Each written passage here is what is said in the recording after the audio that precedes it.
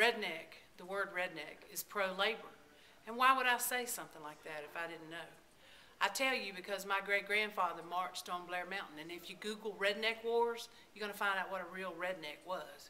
In the New York Times, it was printed in the Smithsonian Institution, it talks about the term redneck being used by the striking coal miners because they took a red bandana and tied it around their neck so they wouldn't shoot each other in the woods.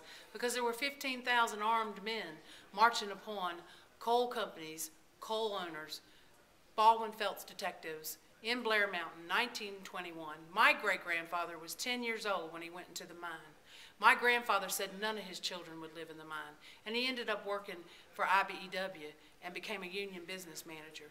And I'm telling you, the stories he told me are shocking that they endured as children. As a child, he lived for 3.5 years in a tent on Paint Creek in West Virginia.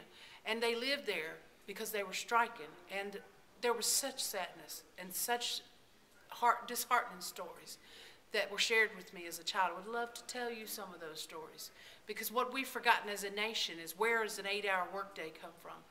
Why do we not value the work of our hands? Why can we not collectively bargain?